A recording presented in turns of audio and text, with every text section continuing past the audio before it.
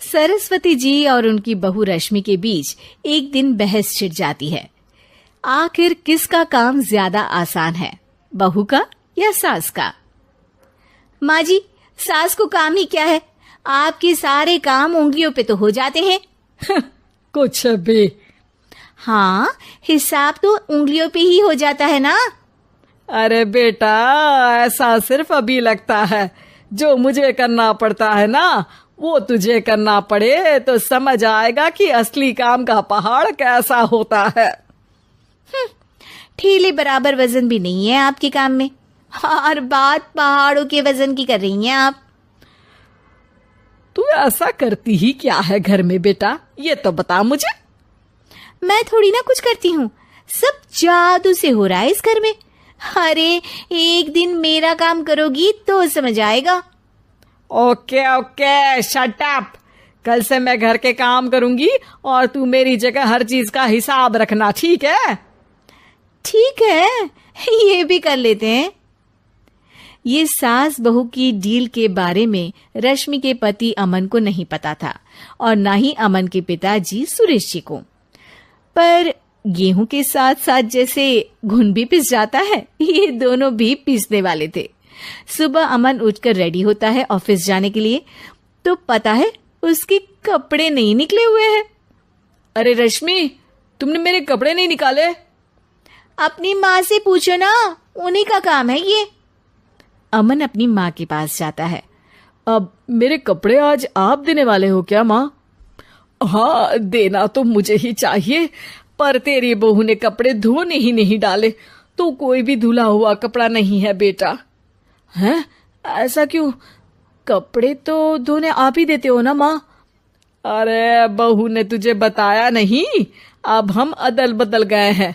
मैं अब बहू और तेरी बीवी सास। अमन परेशान हो गया। वो बिना इस्त्री के कपड़े पहनकर ऑफिस चला गया। सरस्वती जी अपने घुटने के दर्द के कारण झुककर घर साफ नहीं कर पा रही थी, और ना ही खाना बनाना याद रख पाई। उधर रश्मि पहले ही दिन घर की चाबी घुमा चुकी थी और 300 रुपए का हिसाब अलग नहीं मिल रहा था। पर दोनों का ही घमंड कैलाश पर्वत से भी बड़ा था, और दोनों ही खेमे एक दूसरे की बात मानने को बिल्कुल तैयार नहीं थे। शाम को जब सुरेश जी और अमन खाना खाने बैठते हैं, तो सरस्वती जी उनके सामने गाजर और पपीते लाकर रख देती हैं। अरे माँ, ये क्या है? ख्याली पुलाव के साथ सलाद। माँ जी खाना बनाना भूल गई लगता है।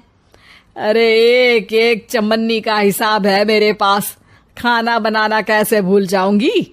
ये तो मैंने पढ़ा था कि फल फ्रूट खाने से सेहत अच्छी रहती है, इसीलिए ये ले, एक फल खा ले।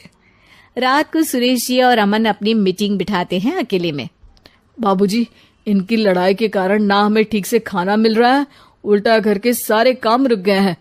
हाँ बेटा, 2 भैंसों की लड़ाई में बेचारे खेत के पौधों का भी नुकसान हो रहा है।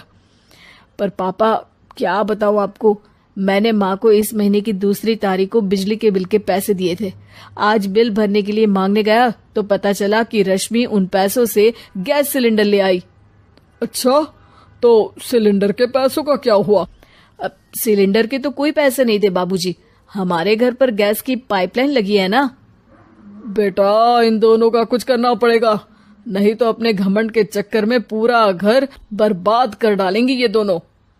अमन और सुरेश जी काफी सोच विचार के बाद एक निष्कर्ष पर पहुंचते हैं। रात ही को दोनों अपनी पत्नियों की अलमारी से नई साड़ी निकालते हैं, और सुबह जब रश्मि और सरस्वती जी उठते हैं तो देखते हैं कि दोनों पति साड़ी पहनकर चढ़ाव पर सब्जियां काट रहे हैं। अरे ये सब क्या हो रहा है? क्या हो रहा है मतलब? आप दोनों अदल बदल हो सकते हो तो हम क्यों नहीं? अरे क्या मतलब? नहीं नहीं, मेरी भी बचपन से किसी की बहू बनने की इच्छा थी, तो आज से सरस्वती तुम बड़ी बहू, मैं मिडल बहू और अमन छोटी बहू। अरे लेकिन सब घर पर बैठ जाएंगे तो कमाएगा कौन? ये घर कैसे चलेगा? अब वो तो भैया या बाकी लोग जाने, अब हमने भी अदल बदल कर ही लिया है तो कुछ नहीं हो सकता। रश्मि और सरस्वती जी को समझ में आ जाता है कि उन दोनों की आपस की डील के वजह से इन दोनों को बहुत तकलीफ हो रही है और उनके ईगो ने दूसरों को कितनी यातनाएं दी है। अब असल में माँ जी आप सही थी, सास बनना बहुत मुश्किल है। अरे हाँ बेटा, और तू भी, मुझसे तो नहीं हो पाया सब घर के काम, वापस बदल ले क्या? हाँ हाँ बिल्कुल माँ जी, और अब आप दोनों भी बदल लीजिए, कोई आ गया तो आप दोनों को देखकर क्या सोचेगा। अच्छा है, आप दोनों के समझ में ये बात तो आई, मैं फटाक से कपड़े बदल लेता हूँ। अरे रुक जा बेटा, एक फोटो ले लेती हूँ तेरी, मेरी बेटी होती तो तेरे जैसी ही दिखती साड़ी में।